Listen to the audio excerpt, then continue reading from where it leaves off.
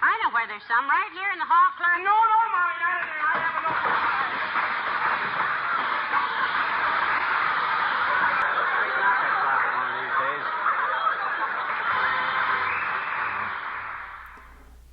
I have I've drawn an image of the electronic, the schematic for this.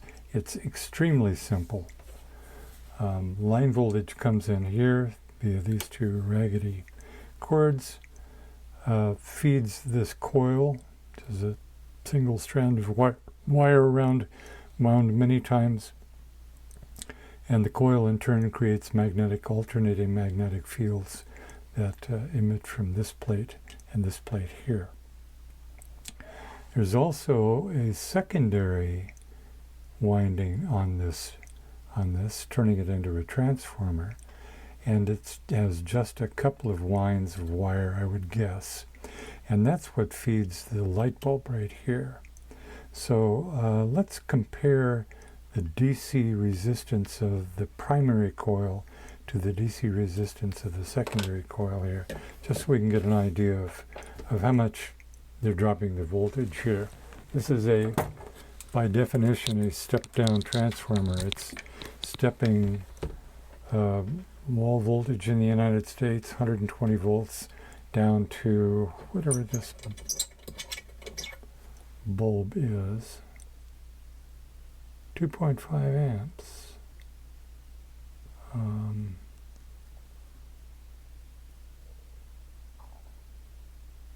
It's a Mazda bulb, one of the original GE bulbs.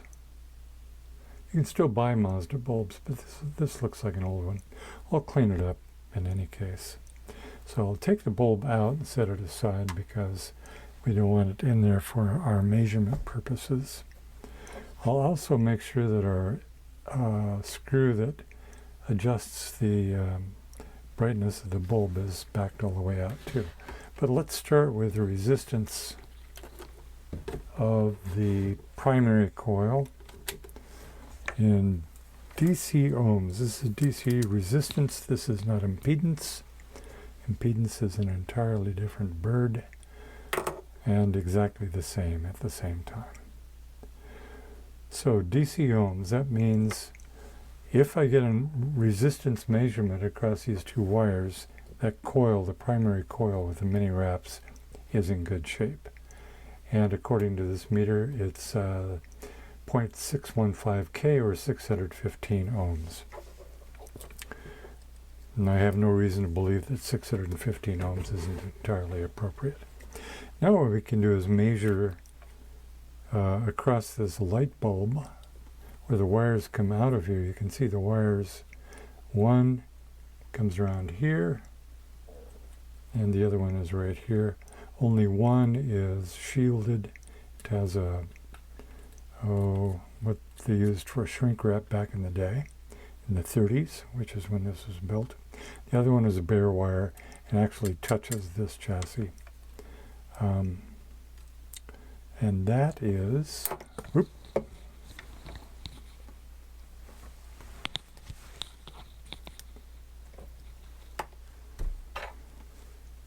that is 1 ohm exactly. 1 ohm, 0.9 ohms. So we've got 1 ohm there on that coil of wire and 625 ohms on the other coil of wire. So we've got 1 ohm across here, we've got 625 ohms across here. It's definitely a step-down transformer to get this voltage down to something manageable for this light bulb. This light bulb can't be 110, 120 volts. Just can't. It would be very bright if it was. It would be very bright for an instant. So what we can do here, well, a couple of other things.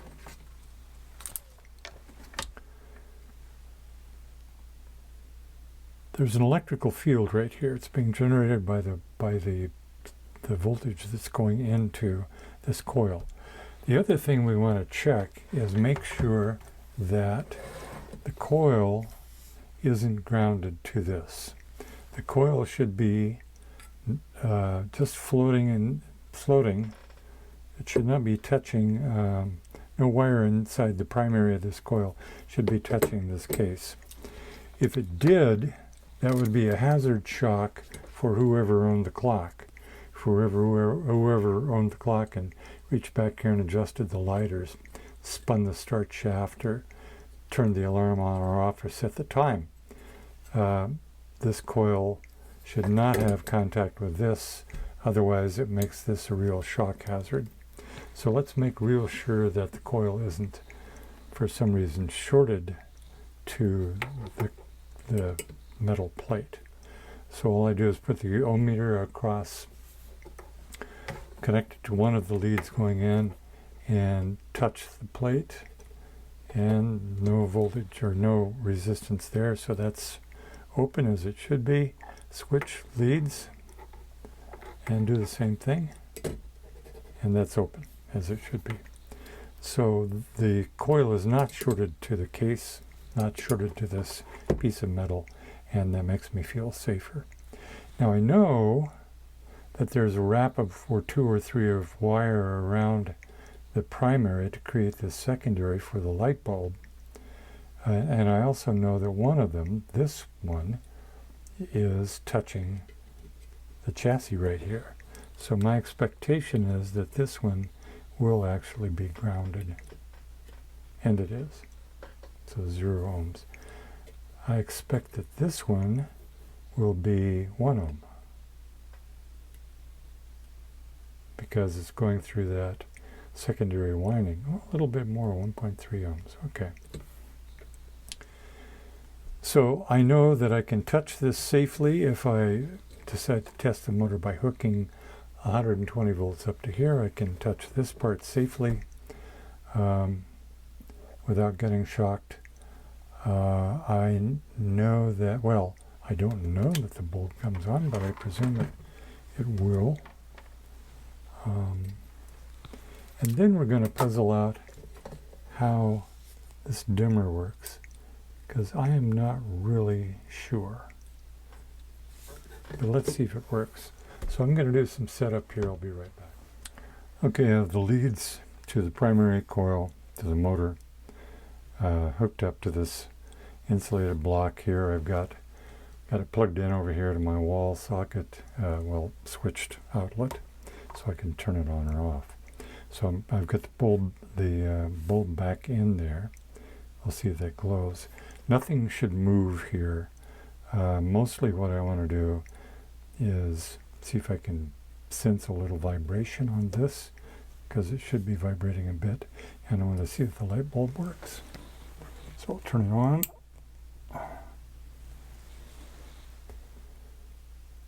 And the bulb, okay, I'm not getting shocked, that's good. The bulb is not lighting yet. I'm going to turn this illumination thing, which is hooked to ground, by the way, or to this plate. So I'm going to turn that up until it touches the plate above it. Let's see if the light comes on. There it is. So whatever is happening in this bulb, this little plate right here has to touch ground.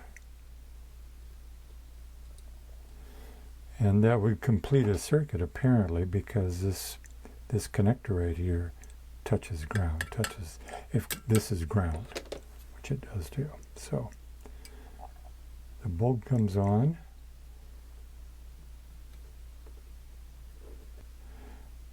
Maybe I'm overthinking this. Okay. It doesn't say adjust the intensity. It says light on, light off. All right, so unscrew it, lights off. Screw it back in, lights on. That's all it is. That's all it is. Okay. Nothing special. I had tried to make that more than it's worth. All right, so let's see what this voltage is here. We know it's AC because there's no electronics in there to turn it into DC. So I should have a fairly small AC voltage right across these two leads.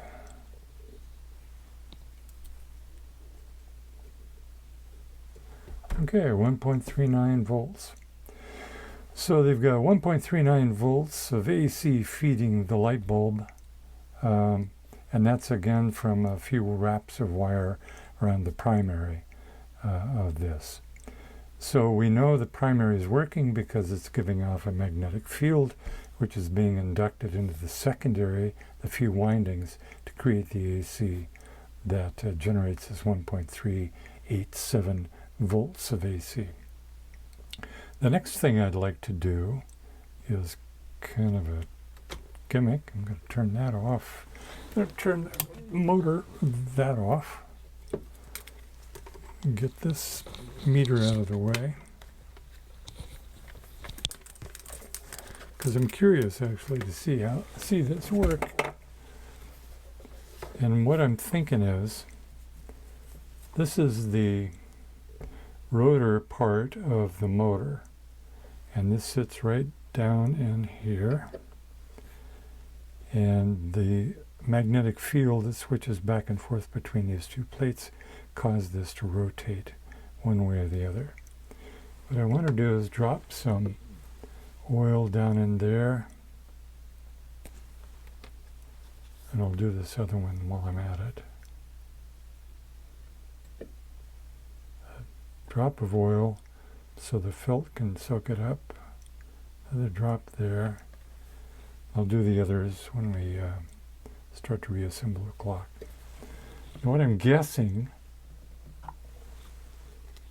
it's a guess, what I'm guessing is I should be able to put this right here,